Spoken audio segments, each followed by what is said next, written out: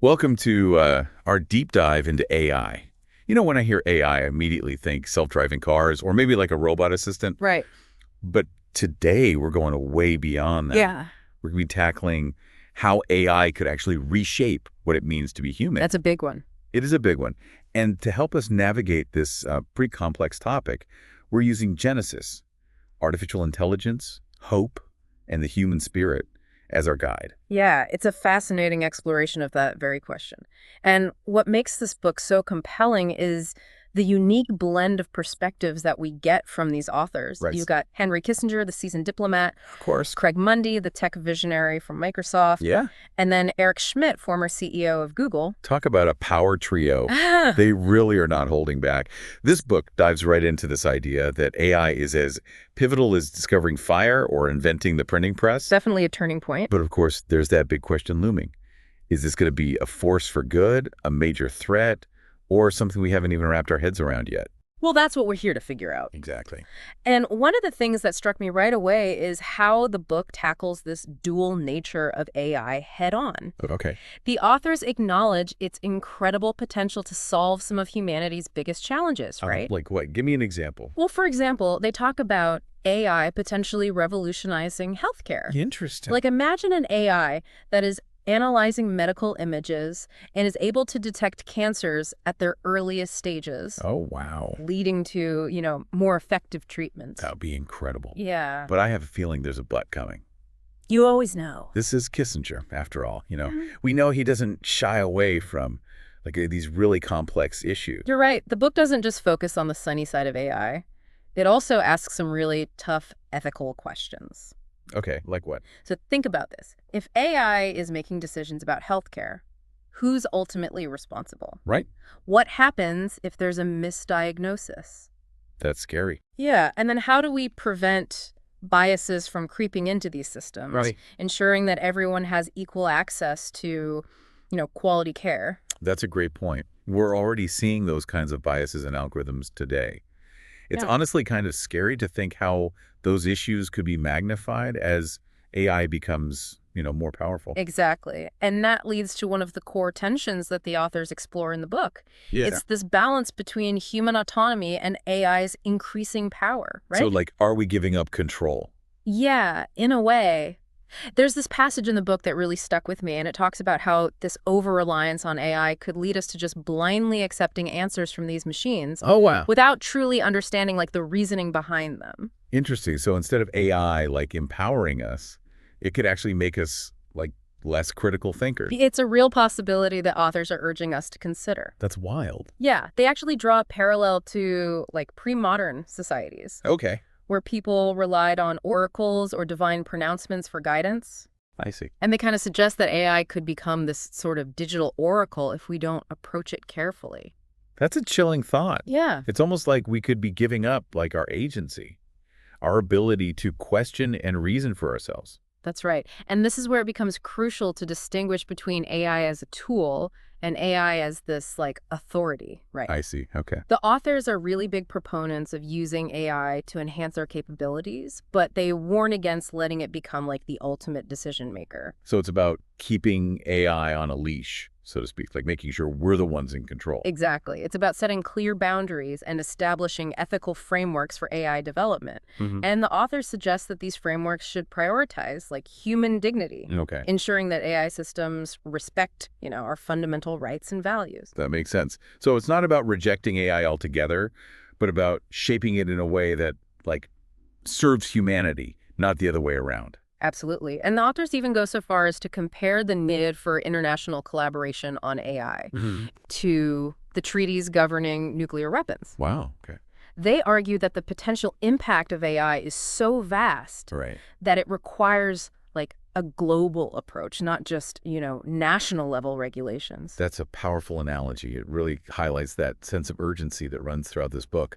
I'm curious, though, do the authors offer, any specific solutions for navigating this complex landscape? They do. One of their key recommendations is to focus on proactive regulation. Okay. Instead of waiting for problems to arise, they argue that we need to anticipate potential risks Right. and build safeguards into AI systems from the ground up. I see. So, thinking ahead. Yes. For example, they suggest incorporating explainability into AI algorithms, Explainability. making it possible to understand how an AI reached, a particular decision. So no more black boxes, right? Yeah. We need to be able to see, like, how the AI is thinking Exactly. to ensure that there's transparency and accountability. Yeah. Precisely. And another critical point they emphasize is the importance of, human oversight. Right, of course. They argue that we need to have humans in the loop Yeah. when it comes to these crucial decisions, involving AI, especially in sensitive areas like healthcare, justice, national security. It's like finding that sweet spot between harnessing the power of AI while retaining human control and judgment. That's a pretty delicate balance. You're right. And this balancing act is going to require us to grapple with some, fundamental questions. The authors even pose a pretty provocative one. Which is? Should AI become more human-like, or should we adapt to AI? Ooh, that is deep. That's something to ponder as we delve deeper into the book. I think that sets the stage perfectly for our next discussion. We've just, scratched the surface of the ideas in Genesis, and I'm already feeling like my worldview is shifting a little bit. I can't wait to see what other insights we uncover as we continue this deep dive. Welcome back to our deep dive into Genesis. I don't know about you, but that last question about whether AI should become more like us or if we need to adapt to AI has really been swirling around in my head. Me too. It's like, are we on the cusp of this new era where the lines between human and machine are starting to blur? But before we get, too lost in those philosophical depths, Yeah. I'm eager to explore some of the, more practical implications of AI that the book digs into. Right. They really go deep into specific areas like politics, security, even scientific discovery. Where should we jump in first? Let's start with the political landscape. The authors make this really compelling case that AI has the potential to fundamentally reshape international relations. Right. Imagine AI systems capable of sifting through massive amounts of data to predict geopolitical shifts, identify potential conflicts before they even erupt. Oh, wow. Even assist in negotiating treaties. It's like having a supercharged diplomatic advisor working around the clock. Okay, that sounds impressive on the surface, but wouldn't there be huge risks involved? Right. What if the AI misinterprets the data? Right. Or makes a faulty prediction? Yeah. The consequences could be catastrophic, especially when we're talking about issues of war and peace. You're absolutely right. And the authors are very upfront about those potential downsides. Yeah. They don't shy away from the possibility that AI could just as easily destabilize the world as it could promote peace. Right. And think about autonomous weapons systems, for instance. If those fall into the wrong hands or malfunction, the results could be devastating. It's like something straight out of a sci-fi movie. Right. But with very real and terrifying implications. Yeah. But I guess, on the flip side, you could also argue that AI could help prevent conflicts by providing leaders with, more accurate information, maybe even helping them find common ground they might have otherwise missed. That's the hope, but the book stresses that we can't just assume AI will be used for good, right? We need strong international agreements, clear ethical guidelines for development, and constant vigilance to ensure that this technology doesn't spiral out of control. The authors really hammer home the point that we can't afford a wait-and-see approach with AI. Right. The stakes are just too high. Okay, so that's the political arena. What about security? Yeah. I feel like that's another area where AI could be both a powerful tool and a potential threat. On one hand, you can imagine AI helping us, fight crime more effectively, prevent terrorist attacks, keep our borders secure. But on the other hand, it also opens the door to, a surveillance state where our every move is tracked and analyzed. Yeah, it's a classic trade-off, security versus privacy. Right. And the authors don't sugarcoat the potential for AI to be misused in this realm. Oh, no. They paint a pretty stark picture of a world where facial recognition technology is ubiquitous, our online activity is constantly monitored, our personal data is used in ways we never consented to. It's a chilling thought, and it really forces us to ask some tough questions about what we're willing to sacrifice in the name of security. What does? It's like that old saying, if you have nothing to hide, you have nothing to fear. Right. But that just doesn't sit right with me. I agree. Everyone deserves a right to privacy, a space where they can be themselves without feeling like they're constantly being watched and judged. Right. And it seems like AI could, really erode that fundamental right. Absolutely. And that's why the authors emphasize the importance of human oversight in these really sensitive areas. You know, they argue that we can't let AI systems just make life or death decisions about security without human judgment and accountability. So it's not about like replacing humans with machines, but about finding that right balance. Yes. That right partnership where AI like augments our capabilities without, usurping our control. Exactly. That theme of partnership and balance, it comes up repeatedly throughout the book. Uh-huh. The authors stress that AI is a tool, a powerful tool, but ultimately it should be wielded by humans, not the other way around. Now, I know we've been focused on some pretty heavy topics so far, so maybe it's time to shift gears to something a bit more optimistic. Okay. How about we dive into the potential of AI to revolutionize scientific discovery? Yes. I'm really fascinated by this idea of AI, like accelerating breakthroughs in medicine, energy, material science, all these fields that hold so much promise for improving our lives. Right. Just imagine AI combing through these massive data sets to identify patterns that humans would never see, Yeah. Designing experiments that would take us decades to conduct manually, maybe even coming up with entirely new scientific theories. It's like having a super intelligent research assistant working 24/7. It really is. Right. It's mind-blowing to think about the possibilities. Yeah. But I can't help but wonder, wouldn't this kind of AI make human scientists obsolete? If machines can do all the research and analysis, what role is there left for us? The authors actually address this very concern. Okay. They believe that AI will augment human capabilities, not replace them. Okay. Think about it this way. AI can handle the heavy lifting, the data crunching, the repetitive tasks. Right. But it's still humans who ask the big questions, who interpret the results, who make those connections that lead to, true breakthroughs. So it's more of a collaboration, a synergy between human creativity and AI's processing power. Exactly. I like that vision much better than the dystopian scenarios where robots take over the world. Right. Much more hopeful. Yeah. But even within this realm of scientific discovery, the authors still urge caution. Okay.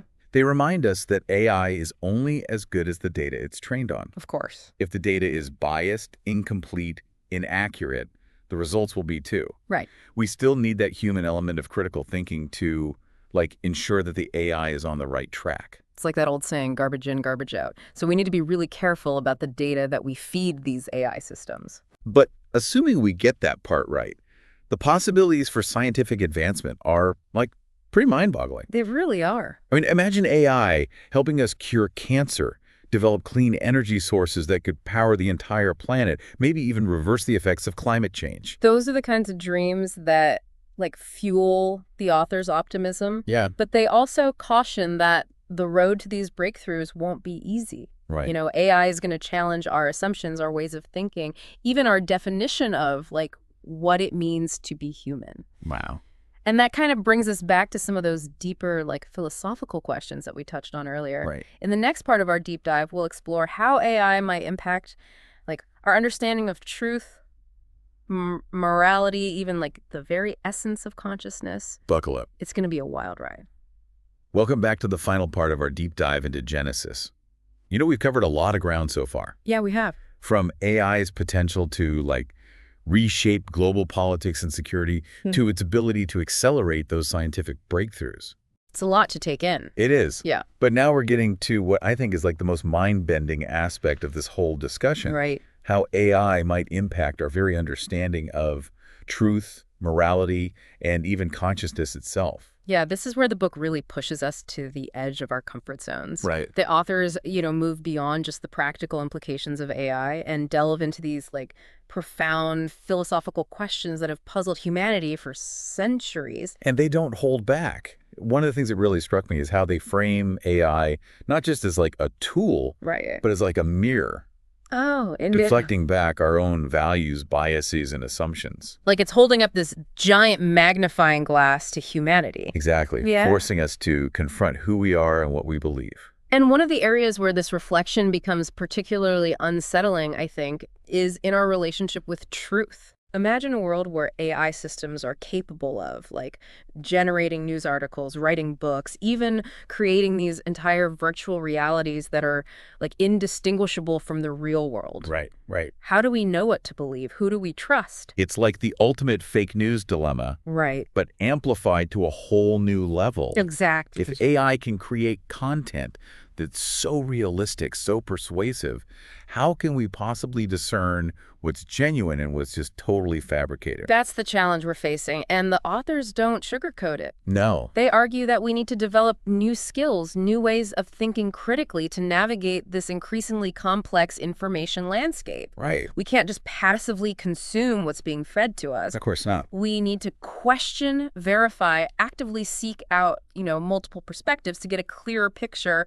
of what's real and what's not. It's like we all need to become like digital detectives. Right. Constantly on the lookout for clues, inconsistencies, anything that might signal we're being, manipulated or misled. That's a great analogy. And it's not just about truth either, right? Exactly. The authors also raise these really profound questions about the impact of AI on our understanding of, morality. Right, because imagine AI systems being used to make ethical decisions, Right. Judge right from wrong, even shape our laws and social norms. So then whose values will these systems reflect? Will they be fair? Will they be just?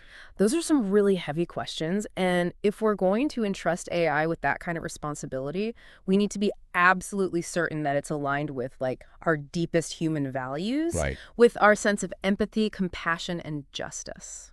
And that brings us to perhaps the most fundamental question of all. What is that? What is consciousness? Yes. Will AI ever become truly conscious? Right. Will it ever feel emotions, have these subjective experiences, be truly alive? Now, that's a question that has stumped philosophers for centuries. Right. And AI is kind of forcing us to confront it in this, whole new light. Yeah. The authors don't claim to have all the answers, but they do offer some, intriguing perspectives. Okay, like what? They suggest that consciousness may not be, a binary thing, an on-off switch. Interesting. It might be more like a spectrum, with different levels of awareness, sentience, and self-reflection. So AI might not become conscious in the same way that humans are, but it could develop its own unique form of consciousness. That's a possibility the authors explore, and if that happens, it raises a whole new set of ethical considerations, right? Right. How do we treat AI beings that are capable of, feeling, of suffering, of experiencing the world in their own way? It's like we're entering this uncharted territory, a new era of human-machine interaction, where the lines between, creator and creation become increasingly blurred. It's both exciting and terrifying at the same time. That's the essence of Genesis. Yeah. It's a book that embraces that complexity, the uncertainty, the awe-inspiring potential of AI. It's not a prediction of the future, but a call to action. Yep. A call for us to engage deeply with these questions, to shape the future of AI in a way that benefits all of humanity. It's been an incredible journey exploring Genesis with you. Me too. This book has given me so much to think about, so much to grapple with, and I encourage all of you listening to check it out for yourselves. Please do. Because the future of AI isn't something that's happening to us. It's something we're creating together. Well said. And as you continue to explore this fascinating topic, remember that final question the authors pose. Should AI become more human-like, or should we adapt to AI? That's a good one. It's a question that will likely stay with us for years to come, and it might just hold the key to our future. It very well might. Thanks for joining us on this deep dive into Genesis. It's been a real mind-bender. Until next time, keep exploring, keep questioning, and keep pushing the boundaries of what's possible.